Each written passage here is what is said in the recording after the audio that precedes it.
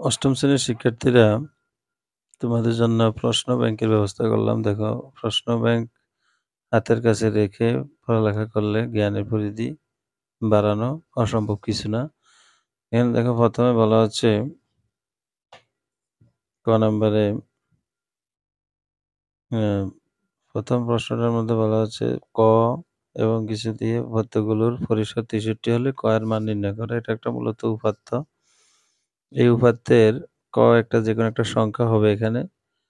ওই সংখ্যাটা গোপন করে উপাত্তগুলোর পরিসর ৬৩ হলে পরিসর দিয়ে দেওয়া হয়েছে। আবার ক এর মান এখানে তোমাদের থেকে চাওয়া হয়েছে। তো বের করতে হবে। এভাবে আমরা এগুলি দেখিয়ে দিব কিভাবে বের করতে হবে। শুধু প্রশ্নটা রাখো। এবার উপাত্তগুলোকে ৭ শ্রেণীব্যাপ্তিতে এর একটা উপাত্ত, এটাকে শ্রেণীব্যাপ্তির সংখ্যা দিয়ে দেওয়া হয়েছে। কয়টা শ্রেণীতে বিন্যস্ত করা যাবে তা বের করতে হবে। আবার বলছে কোন উপাত্তের সর্বনিম্ন সংখ্যা এত উপাত্তসমূহকে ৫ শ্রেণীব্যাপ্তিতে ৮টি শ্রেণীতে বিন্যস্ত করা হলে উপাত্তসমূহের সর্বোচ্চ সংখ্যা কত? অর্থাৎ এখানে সর্বনিম্ন দিয়ে দিছে, সর্বোচ্চ সংখ্যা আমাদের থেকে চাওয়া হয়েছে। মাঝখানে আমাদেরকে শ্রেণীব্যাপ্তি দিয়ে দিছে,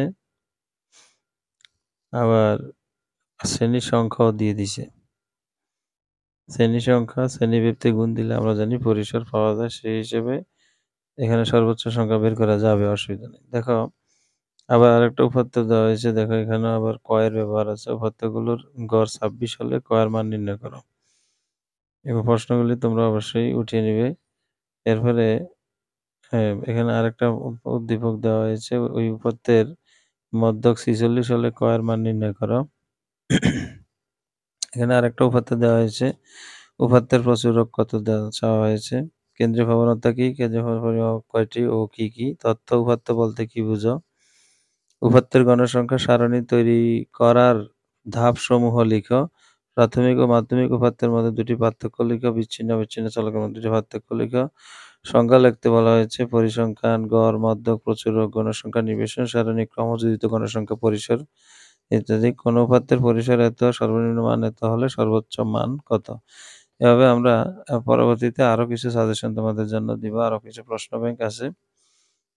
তো আশা করি এগুলি মনোযোগ সহকারে দেখবে, তাহলে অনেকটা এগিয়ে যেতে পারবে।